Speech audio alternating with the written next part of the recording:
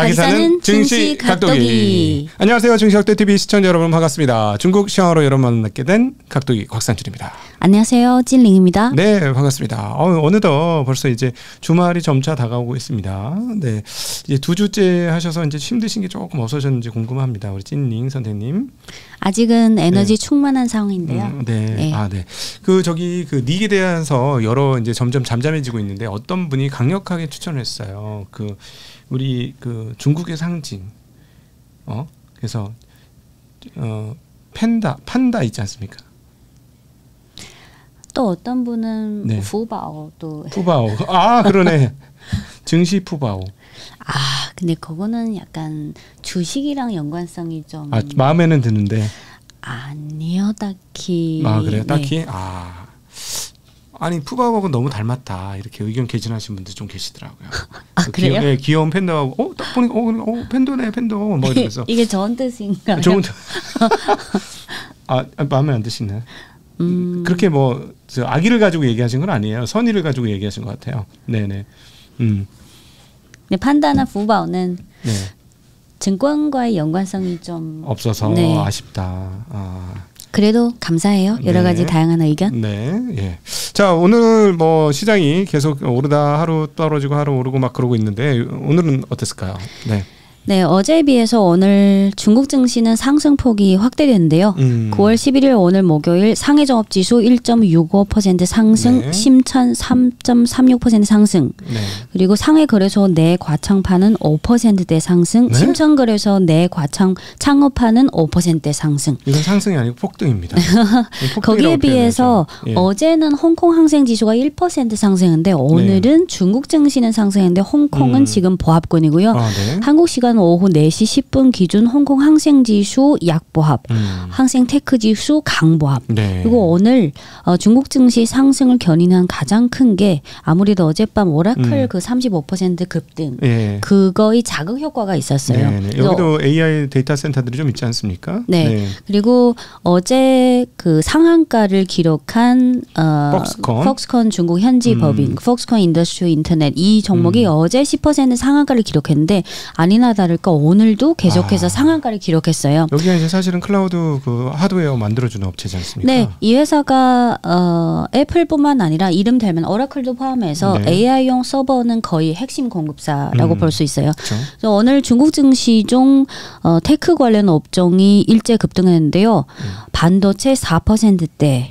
전자부품 4%대, 통신 장비도 4%대, 그리고 3%대 오른 업종이 전자화학, 전원 장비, 소프트웨어 개발, PC 장비, 광학, 광전자. 거의 다 테크주 위주로 일제 상승했고 그리고 오늘 증권 업종도 3% 상승했어요. 아니 미국보다 AI에 더 세게 반응하는 게 중국 시장이네. 네, 그쵸? 중국은 우선 물론 지금 AI 관련 하드웨어 소프트웨어를 동남아나 중동 쪽으로 수출도 시작했는데 일단은 중국 국내 시장이 크다 보니까 중국 국내 시장을 AI를 여러 산업에 융합시켜서 잘 꾸려보자. 그래서 지금 중국 AI 하드웨어 소프트웨어 연평균 성장률 전망치가 연간 한 45%에서 50% 정도 상승할 전망이다. 그리고 오늘 중국 증시에 비해서 홍콩 증시가 좀 지수로 보면 좀 강보합, 약보합 좀 잠잠했는데요.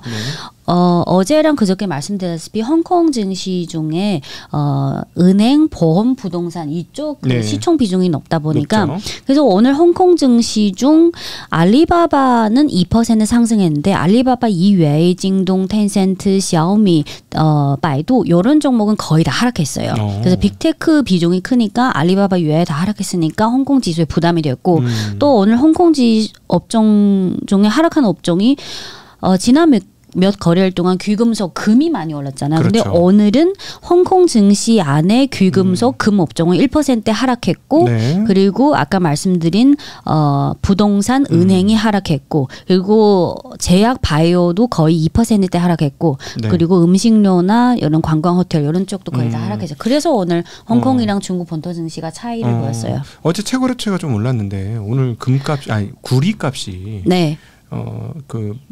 LME 기준으로 $10,000를 돌파했었대요. 그래서 제가 보기에는 이제 원자재 관련주들이 꿈틀거릴 것 같아요. 이미 좀 꿈틀거렸겠지만. 그런 생각도 많이 듭니다. 오늘은 어제 오른 그 채굴업은 오늘은 약간 이익실이 나오고 있어요. 네. 그 오늘 시황 관련 내용 세 가지인데요. 첫 번째는 아무래도 전날 밤에 오라클 35% 폭등해서 오늘 그게 중국 현지에서도 그리고 폭스콘 중국 현지 법인 외에 심천거래소에 상장한 그 심천거래소 안에 창업한 있잖아요. 300. 근데 외국인 개인은 매매하기 어렵지만 근데 오라클이 폭등하다 보니까 오늘 폭스콘 인더스트리 인터넷 상한가 외에 그 외에 창업한 그러니까 300으로 시작한 오라클 공급사 중에 한 4-5개 종목이 무조건 15%에서 17% 올랐어요. 근데 이런 종목들은 생략할게요. 그럼 300으로 시작한 종목은 어차피 우리 한국인 개인 투자자들이 직접 매매하기 어려워요. 네. 어쨌든 뭐 우리 증시 쪽집게 선생님이 우리 원래 원조 쪽집게가 한 명 있었어요. 아주 날카로운 쪽집게인데 사실은 우리 찐이 선생님이 쪽집게가 성격이 좀 비슷한데 일단 오늘 쪽집게 됐습니다. 오늘 상한가 될 종목으로 어제 얘기 특별히 다루었지 않습니까? 네. 우리가 폭스콘을. 네. 오늘 또 상한가. 상한가 쪽집게네. 네. 그래서 폭스콘 중국 현지 법인은 지금 연초 대비 170% 정도. 그리고 지금부터 화면을 빠른 속도로 보여드릴 텐데요. 이 화면에 나오는 주가 그래프가 뭐냐면 중국 증시에 상장한 반도체 관련주를 묶어놓은 반도체 업종 지수예요. 이거는 반도체 업종 지수. 네. 그렇죠? 쭉 보면 지난 5월 이후 6월부터 6, 7, 8월 쭉 오르다가 요 고점이 보이시죠? 이게 8월 29일. 또는 9월 1일. 그래서 9월 첫째 주는 8월 말에 실적 시즌이 일단락되고 나서 9월 첫째 주는 거의 테크주 위주로 다 이익실은 나오고 하지만 요 지수 흐름 보면 한 둘째 주부터 이번 주 들어서 약간 등락을 거듭하면서 갈까 말까 약간 망설이는 모습을 볼 수 있어요. 그리고 다음 그림은 오늘 그 중국 증시 중 업종별 히트맵인데요. 빨간색으로 나온 거 대충 뭐 중국어지만 거의 다 반도체, 뭐 통신 장비 거의 다 하드웨어 이쪽이에요. 그리고 다음 그림이 중국 증시 중 오늘 종목별 히트맵인데 가장 중간쯤에 빨간색 면적이 제일 큰 게 있죠. 제일 큰 게 요게 폭스콘 인더스트리 인터넷. 그래서 다음 그림은 뭐냐면 요게 폭스콘 중국 현지법인 이틀 연속 상한가. 그리고 다음 그림 빠른 속도로 보면 요게 그 외국인 개인 매매는 어렵지만 캠브리컨 AI 전용 반도체 국산 칩, 중국 국산 칩. 캠브리컨도 오늘 진짜 그 전에 정말 미친 듯이 올랐다. 미친 듯이. 캠브리컨 오늘 9%대 상승했어요. 5월 달에 비해 캠브리컨이 지난 한 달 반 동안 150% 올랐고요. 그리고 다음이 중국의 파운드리 1위 SMIC가 상해 과창판이랑 홍콩의 동시상장. 요 그림은 홍콩에 상장한 SMIC 오늘 아니나 다를까 한 5%대 상승했고요. 지금 그림은 제가 오전장 기준으로 캡처한 거예요. 그리고 다음은 똑같은 SMIC인데 상해 과창판에 상장한 마찬가지로 한 5%대 급등했어요. 거래량은 어디가 많아요? 상하이하고 홍콩이 절대적으로 많죠. 그렇지. 그런 것 같아서 여쭤본 거예요. 그래서 SMIC는 그냥 홍콩에 상장한 그 종목만 보시면 돼요. 그리고 이어서 오늘 북방화창. 북방화창은 중국 국산 반도체 장비 1위이고요. 북방화창도 파운드리나 뭐 폭스콘 중국 현지 법인의 비해서 오늘 중국산 반도체 장비도 올랐지만 북방화창,北方화창은 2%대밖에 못 올랐어요. 근데 추세적으로는 계속 상승. 아니, 오늘 아침 뉴스 중에 하나 어제 뉴스인가? 그 앞으로 중국에서 나오는 어디 반도체 공장에는 SMIC 같다. 반도체 공장을 전부 100% 중국산으로 준비를 하겠다. 그러니까 장비를 전부 중국산으로 넣겠다. 그런 얘기가 있었는데 좀 안 될 건데 아직. 장비는 이런 생각이 좀 들더라고요. 그게 현실적으로 아직 안 되죠. 그리고 오늘은 반도체 장비가 주제가 아니지만 나중에 제가 차차 중국산 장비 종목도 천천히 말씀드릴게요. 그러니까 왜 말이 안 되냐면요. 그 작년 재작년 2년 연속 거의 3년째 전 세계 반도체 장비 수요 1등이 수입 1등이 중국이에요. 50% 이상. 절반을 다 갖고 갔어요. 그리고 사실 그 EUV만 수입 못하는 거고 다른 그러니까 미국 애들이 진짜 웃기는 게 중국 때려잡겠다, 뭐 첨단 때려잡겠다. 죄송해요. 말을 거칠게 해가지고 중국을 제어하겠다, 막 이렇게 얘기를 해놓고. 실제로 제일 중국에 많이 팔았어. 맞아요. 장비 1위는 사실 ASML 빼고는 사실 미국이 1등이고 원탑이고 그다음에 이제 일본 뭐 이렇게 있는데 그럼 결국 무슨 말이야? 중국의 장비가 전 세계에서 절반이 팔렸으면 그중에 절반 이상은 미국 장비 아니냐. 그래서 저희 친구들이 뭐라고 하냐면 뭐 트럼프발 무슨 전쟁이든 바이든 뭐 전쟁이든 본질적으로는 미국이 미국이랑 싸우는 거다. 어떻게 보면. 네. 그리고 네. 오늘 상해랑 심천은 다 상승했지만 오늘 장중에 그리고 장전에 부담 요인 두 가지가 나왔어요. 네. 첫 번째는 그 8월 말 실적 시즌까지 계속 몇 개월 동안 테크주 위주로 상승했다가 그렇죠. 9월 첫 주에 이익 실현 나왔잖아요. 네. 근데 이익 실현 그 요인 중에 뭐 실적 시즌이 일단락했다는 이익 실현도 있고 뭐 테크주가 너무 과열 이런 우려감도 있고 또는 9월 달에 정책 공백기. 근데 그 중에 또 하나 이유가 어느 나라 마찬가지겠지만 대주주 입장에서는 어느 정도 많이 오르면 그중 일부를 매도해서 네, 현금화하는 네. 그래서 요게 오늘 개장 전에 중국 현지에서 조회수가 높은 기사가 9월 1일부터 9월 10일까지 중국 상해랑 심천거래소 종목수를 합치면 한 5,400개가 돼요. 네. 근데 9월 1일부터 10일까지 10일 동안 5,400개 중에 한 400여 개 상장사가 그중 대주 주가 일부 주식을 매도해서 현금화했다. 그래서 요것도 아주 안 좋은 뉴스인데. 근데 아주 안 좋은 뉴스. 근데 그 400여 개 종목을 제가 일일이 다 볼 시간 없지만 대충 리스트를 보면 대형주도 있지만 중소형주 비중이 더 높았어요. 네. 그래서 오늘 개장 전에 5,400개 중국 증시 상장사 중에 400여 개가 지난 일주일여 만에 대주주의 그 감자가 있었다. 대주주가 주식을 팔 정도면 일단 가격이 높은 거지. 네. 그리고 제가 이제 대주주가 돼 보니까 네. 더 사고 싶지. 회사가 잘 될 거라고 생각합니다. 그래서 요 현지 조회수가 높은 기사에서는 어떻게 분석했냐면 대주주가 왜 9월 들어서서 일부 대주주가 감자를 했을까? 한 세 가지 이유가 있을 거다. 첫 번째는 아무래도 계속 급등하다 보니까 밸류에이션 부담, 네. 그중에 일부를 매도하는 거는 뭐 오케이 이해할 수 있다. 네. 그리고 두 번째는 그 대주주가 자기가 영위하는 주요 사업도 있고 여러 가지 사업이 있는데 그 사업이 뭐 대출을 상환해야 될 수도 있고 여러 가지 현금 자산으로 그 사업을 그런 가능성도 있다. 뭐 나중에 혹시 이런 경우도 있겠죠. 너무 높으니까 팔아놨다가 떨어지면 사겠어. 근데 이거보다는 말씀하신 대로 대출을 갚는 게 제일 많을 거예요. 맞아요. 네. 그게 비즈니스에 필요한 대출도 있고 또는 뭐 대주주 뭐 개인 대출도 그렇죠. 있고 그리고 세 번째 이유가 만약 그 중소기업 대주주가 요거를 팔았다 그러면 그 대주주 입장에서는 요 회사의 그 사업이 장기적으로 좀 성장성이 좀 떨어질 건가? 그 산업에 대한 판단. 그렇지. 근데 요 현지 기사에는 이렇게 자세하게 분석하고 나서 결론을 어떻게 내렸냐면 그 현지의 금융업계나 뭐 대주주 관계자나 인터뷰를 많이 했는데 단기적으로 요런 9월 1일부터 한 2주 됐잖아요. 요런 대주주들의 감자로 인해서 주가가 약간의 변동성이 생기는 거는 정상적인 현상이다. 네. 하지만 장기적으로 뭐 테크도 그렇고 아직은 성장할 수 있는 산업이 계속 유지될 수 있다 보니까 요거는 좀 단기 이슈로 보는 게 맞다. 요거 네. 첫 번째 이슈고 그리고 오늘 중국 증시랑 홍콩 증시 중에 제약 바이오 중에 원료약도 있고 복제약도 있고 혁신약도 있잖아요. 근데 오늘 혁신약이 보합권에서 계속 왔다 갔다 좀 애매했어요. 근데 중국의 혁신약 종목이 중국이랑 홍콩에 골고루 분포되어 있어요. 그래서 혁신약 관련 종목의 오늘 등락폭을 보면 항서제약,恒瑞제약은 오늘 2.8% 하락했고 요거는 상해 상장돼 있고 홍콩에 상장한 삼생제약 영문명은 3S 바이오는 오늘 1% 하락. 그리고 한국 분들이 아마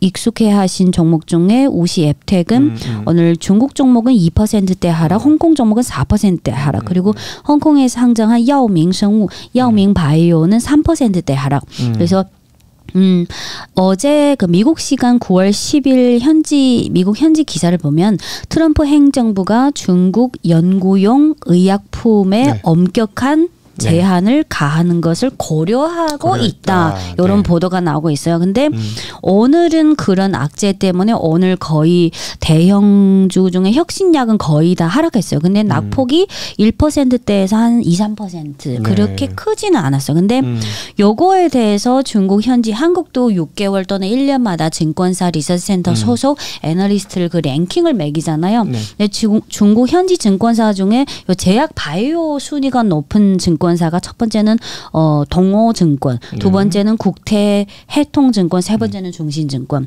그래서 어제 그 악재에 대해서 그리고 그거는 아직은 고려 중이지 확정은 아니에요. 이 세 개 증권사에서 요 악재에 대한 설명을 간단히 요약해 드릴게요. 첫 번째 동호증권은 이 악재가 어떻게 나왔냐? 왜 트럼프 행정부에서 요거를 검토 중이냐? 미국의 제약사를 단순하게 두 개로 나누면 바이오텍, 바이오 회사가 있고 또 화이자와 같은 다국적 글로벌 제약사가 있다. 근데 요 동호증권 애널리스트의 분석에 의하면 최근에 과거에 작년에 비해서 그리고 올해 들어서서 중국 제약사 바이오사들이 혁신약을 라이선스 아웃 방식으로 화이자를 비롯한 미국의 글로벌 제약사에 그 수출하는 그 금액이 저번에 말씀드렸잖아요. 아주 고성장. 그러면 반대로 미국에 있는 바이오텍 회사 입장은 비즈니스가 점점 빼앗기는 거예요. 그래서 최근에 미국의 몇몇 바이오텍 회사에서 트럼프 행정부에 찾아가서 요거를 약간 로비를 했다. 네, 그 미국에서는 이런 로비는 사실 합법이라서.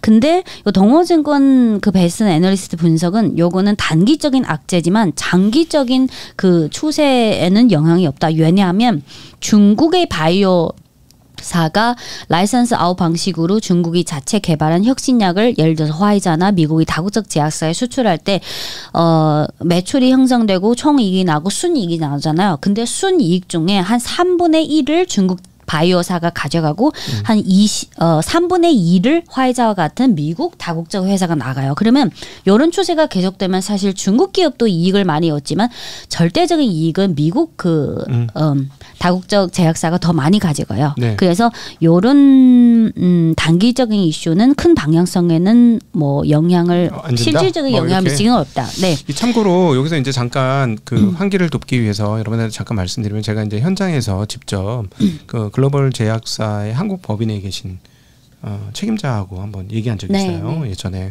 그래서 이제 그분은 이제 삼성하고 우시 둘 다 거래를 하시는 분이에요. 그러면서 비교를 해주시는데 이게 기업을 해보면 알거든요. 그 기업 문화나 이런 게 느껴지는데 일단은 그 우시 쪽의 대응이 굉장히 빠르다라는 얘기를 하시더라고요. 그래서 그러니까 우리가 이제 여기 우리 중국 마감에서는 우리가 냉정하고 최대한 객관적으로 정보를 드리려고 노력하는 입장이다 보니까 그리고 제가 또 현장에서 제약 중간체를 만드시는 분하고 그 대표하고 좀 친한 분이 한 분 있어요. 근데 굉장히 지난번에 한번 얼핏 말씀드렸는데 굉장히 어려움을 많이 호소해요. 그랬더니 봤더니 이 중간체는 인도도 엄청 잘 만들어.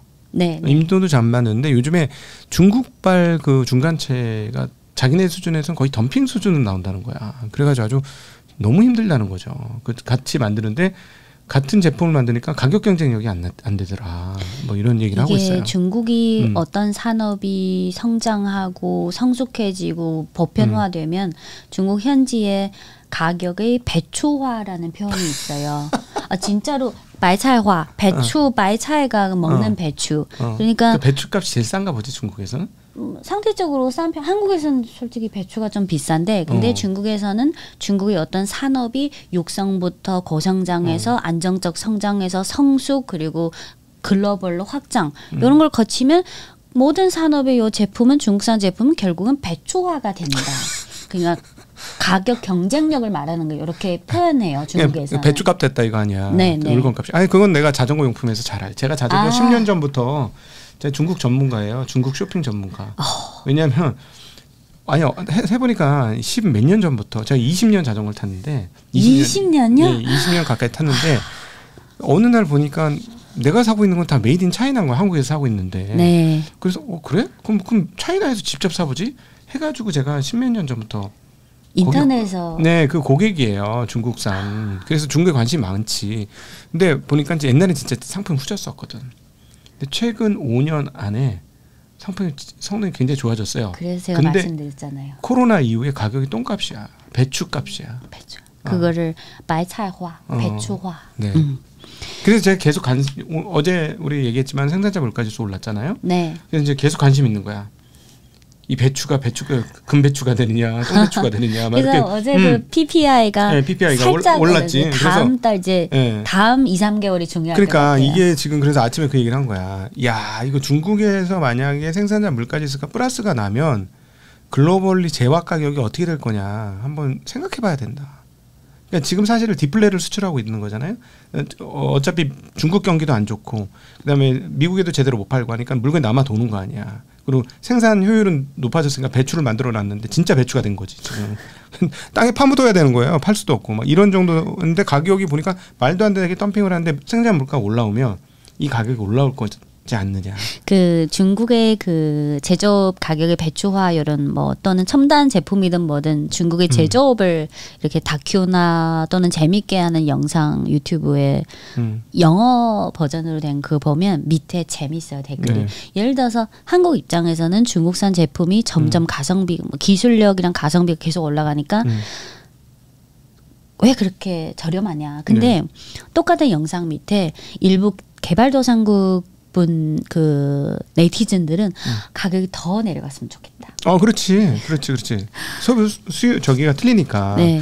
지금 얼마나 웃기냐면 참고로 말씀드린 저희가 이제 지금 영상을 찍는데 캡처보드를 하나 이용하고 있거든요. 네. 캡처보드가 옛날에는 얼마였냐면 지금 캡처보드 2개를 쓰고 있는데 옛날에는 50만 원이었어요. 아까 보셨잖아 네모난 거. 그건 50만 원짜리고 지금 캡처보드는 얼마냐? 2만 원이야. 25,000원. 최근에 그 여의도 IFC몰에도 샤오미 매장이 열렸잖아요. 그 가격이 아주 착하더라고요. 네. 네네. 그리고 이어서 둘 중에 시간 관계를 선택해야 될 것 같은데요. 첫 번째는 죄송합니다. 제가 끼어들어가지고. 아니요. 네. 어제 구독자분 질문 중에 한 2-3개를 빠른 속도로 말씀드리거나 또는 어제 휴머노이드 로봇 중국이 휴머노이드 로봇 산업을 육성한다. 그러면 어제 마감 시황 마지막 부분에서 도기님이 그러면 중국이 인구나 여러 가지 제조업의 상황을 고려할 때 휴머노이드 로봇 산업을 육성하는 게 약간 아이러니한 게 아니냐. 그러면 요 둘 중에 어느 걸 먼저 할까요? 편하신 걸 하시죠. 나는 아무리 봐도 로봇가 제일 필요 없는 나라에서 로봇을 제일 많이 만들고 있는 그런 상황이다라고 볼 수 있는데 하기야 근데 제조업은 이제 이미 사람 손으로 만드는 균질화를 위해서 품질의 균질화를 위해서 사람 손을 떠나긴 옛날 떠났죠 이미. 네. 또는 이거를 설명하려면 중국 정부가 지금 휴머노이드 로봇을 포함해서 중국 정부가 여러 산업을 장기적으로 어떻게 구상하느냐 거기에 첨단 제조업도 있고 AI 로봇도 있고 또 탄소 중립도 있고 거기다 1대1로 브릭스 상해협력기구 이게 아주 물론 휴머노이드 로봇 산업 자체도 중요한 산업이지만 이게 전체적인 아주 장기적인 구상이에요. 네. 이거를 어디서부터 그리고 작년 말쯤에 IMF에서 재미있는 전망치를 하나 발표했어요. 지금 현재 기준 전 세계 제조업에서 중국이 한 35%를 차지합니다. 근데 IMF가 지금의 35%가 한 2030년 또는 그 후가 되면 35%가 40%를 돌파할 거다. 심지어 45%까지 생각할 수 있다. 그러면 여러분들이 다 아시는 중국은 인구 기반은 크지만 사실 대도시의 경우 저출산 고령화 이거는 한국 못지않게 아주 빠르게 진행되고 있어요. 그러면 정부 입장에서 길게 생각하면 지금 저출산 고령화라는 추세는 어떻게 하든 바꿀 수 없어요. 그러면 점점 더 적은 경제 활동 인구로 더 많은 경제적 그 산출을 창출해서 그리고 거기다 국가 차원에서 이 부를 배분하는 방식을 행정적 또는 법적으로 그거를 다시 재세팅해야 돼요. 그래서 단순히 우리가 실생활에서 휴머노이드 로봇이 전기차 공장에 또 가전 공장에 더 많이 들어가면 사람들의 일자리를 잃지 않은가. 사람인지라 그렇게 본능적으로 생각할 수 있어요. 하지만 장기적으로 뭐 10년, 20년, 50년, 100년 국가 차원에서 중국이 지금 14억 인구가 피크를 찍었어요. 그러면 언젠가는 14억이 10억, 7억, 4억, 5억, 4억이 될 거예요. 근데 더 적은 인구로 지금보다 더 많은 부를 창조해야 돼요. 그거를 더 재분배하고요. 물론 이 작업이 쉬운 작업은 아니에요. 하지만 제가 계속 꾸준히 중국 정부의 그런 정책이나 전체적인 방향성을 지켜보는 결과 이런 방향성으로 가겠다는 거는 이미 명확해요. 네. 갑자기 오늘 아침 이 책 마지막으로 조금 끝에 후기 읽는데 그런 얘기를 하거든. 인구 일본도 꽤 많잖아요. 2억 가까이 되잖아. 많으니까 뭐 ESG 한다고 그러는데 인구가 주는 게 최고의 ESG 아니냐. 이 많은 사람들이 없어지면 모든 쓸 게 줄어드는데 막 이런 얘기하는데 갑자기 중국 인구 준다 그러니까 갑자기 그 생각이 떠나. 와, 중국 인구 5억 좀 막 절반 반토막 나면 진짜. 근데 하기야. 이미 인구는 피크를 찍었어요. 근데 생각해 보니까 인구가 많은 것도 문제이긴 한데 1인당 사용하는 에너지량이 더 큰 문제인 것 같긴 하네요. 1인당 에너지 소모량은 미국이 세계 최고고요. 중국의 3배 이상이에요. 그러니까. 네. 그리고 두 번째는 과거에는 뭐 10년 전, 20년 과거에는 외국 기업이 중국에서 현지 공장을 영위하는 것은 뭐 여러 가지 공급망이나 원자재, 근데 인건비라는 메리트. 근데 지난 몇 년 동안 중국의 그 제조업이 집중되는 몇몇 성의 인건비를 보면 평균 한 적게는 5%, 많게는 8%까지 연평균으로 올라가고 있어요. 네. 그러면 제조업 사업가 입장에서는 장기적으로 자동화를 더 올릴 수밖에 없어요. 네. 그리고 이게 휴머노이드가 뭐 중요한 산업이긴 하지만 전체적으로 중국 정부가 이제 중국의 모든 산업에 AI를 융합시키게 거예요. 이게 8월 26일에 발표한 AI 플러스 행동 강화 추진 정책. 근데 요것도 얘기하려면 너무 근데 지금 이렇게 생각하시면 돼요. 중국 정부가 산업의 장기 방향과 관련된 거는 2019년에 발표한 탄소 중립 3060 정책. 2030년까지 탄소 배출 정점 도달. 2060년까지 탄소 중립 도달. 그러니까 매년 글로벌에서 태양광, 풍력 이런 친환경 에너지 신규 설치량이 45%가 중국이에요. 그 네. 네이몽 사망인가 거기 어마무시하게 지었다던데. 네, 데이터 센터도 계속 늘리고 있고요. 그래가지고 사실 이 건 때문에 유럽이 뒤통수를 한 대 맞은 거예요. 그러니까 유럽이 사실은 ESG를 한 이유를 근원적으로 치고 들어가 보면 이거 뭐야 얘네들 우리한테 너무 많이 수출하는데 이거 어떡하지? 그래 ESG 맞아 얘네 완전 석탄으로 그냥 가면은 스모그 엄청나고 공해 막 그래 이거 ESG 하면 얘네 이제 못 팔겠구나.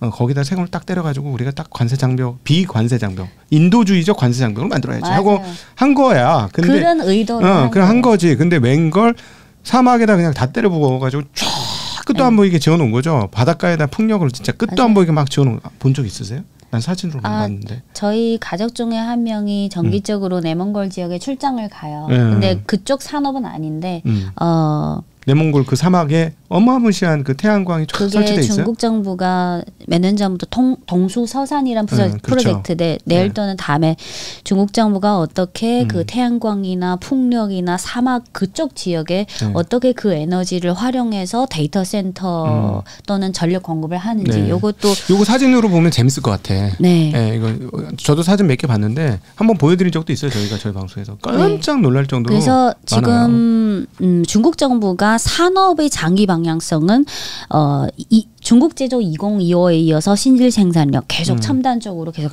그리고 탄소 중립 3060 그러니까 그리고 플러스 AI 플러스 모든 산업 융합 요 세 개가 계속해서 장기적으로 갈 거예요.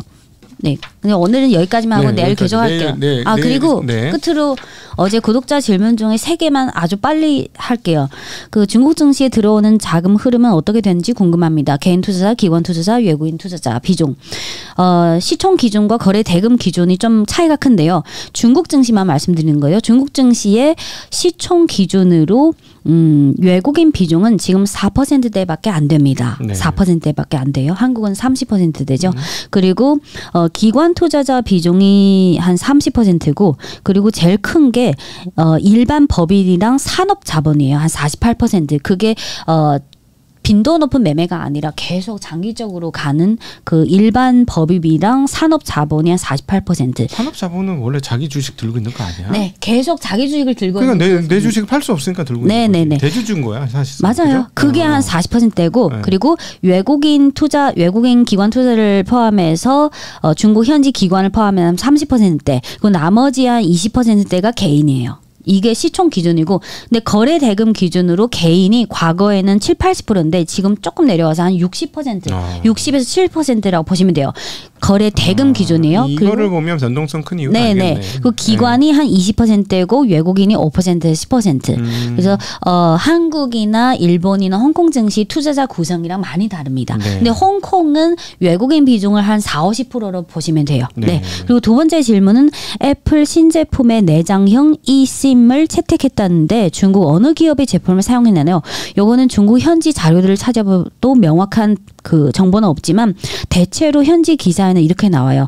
애플의 그 eSIM은 지금까지 그 독일의 인피니언이랑 그 이태리랑 프랑스 합작사인 ST 요 두 기업이 주로 공급했는데 그 퍼스트 그 1급 공급사. 근데 중국 현지 요 eSIM을 만드는 회사가 상장사인데 자광국미, 고신 마이크로라는 회사인데 요 회사는 아직은 직접적으로 공급을 안 하는 걸로 알고 있어요. 근데 확실한 건 아닌데 근데 요 회사가 아직 그 애플이랑 어쨌든 장기적으로 협력해야 되니까 지금은 아마도 2급 또는 3급 공급사 후보로 들어간 게 아니냐. 네네. 그래서 아직은 확실한 정보가 없습니다.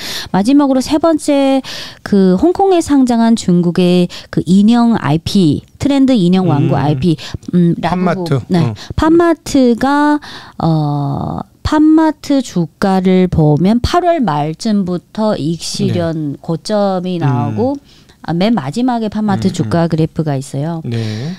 주가 그래프를 보시면 요거. 네. 한 8월 말까지 몇 개월 동안 계속 쭉 오르다가 9월 초부터 하락하기 시작했어요. 그래서 어제 구독자분 질문이 요즘 어린이들 사이에서 난리네요. 저희 집에도 수십만 원어치 인형 사재 끼고 있습니다.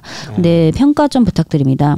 지금은 저는 이미 9월부터 계속 꺾이기 시작한 게 한때 아니 올 초 대비 지금 5배도 넘게 올려. 이거예요? 이게 제 친구 이게 라부부지 라부부. 잉이라는 제 절친이 라부부 초기에 어렵게 저한테 그리고 요게 요즘 정품이랑 모조품 있잖아요. 요 발 밑에 요게 있으면 정품이에요.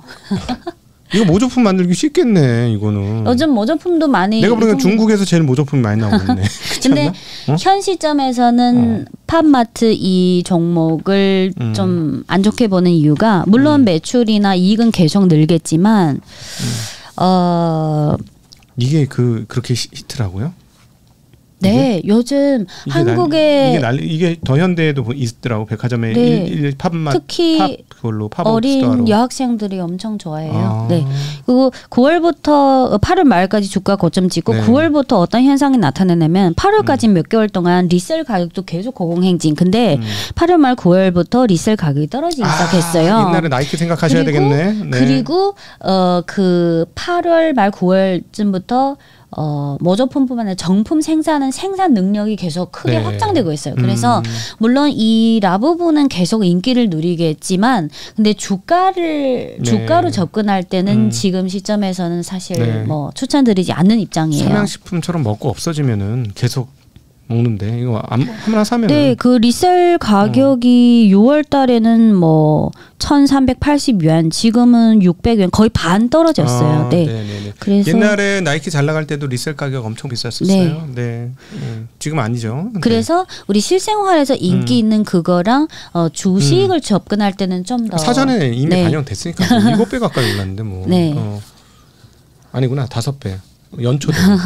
아, 그리고 마지막 하나 어떤 구독자분이 DOBOT 중국어로 유해장 도봇이라는 휴머노이드 로봇 홍콩 상장사 아닌가요? 근데 요 회사는 휴머노이드 로봇보다는 협동 로봇, 팔 관절, 협동 로봇이 가장 메인 사업이에요. 그래서 아직은 이 종목은 휴머노이드 로봇 주요 종목으로 보기에는 좀 근데 사실상 휴머노이드 지금 뭐 아직까지 뭐 생산성 있는 수준. 사실은 요게 이렇게 실제로 돈 버는 로봇 회사일 거고 이런 회사들이 뭐 환학이라든가 한국의 현대중공업이라든가 협동 로봇, 코봇.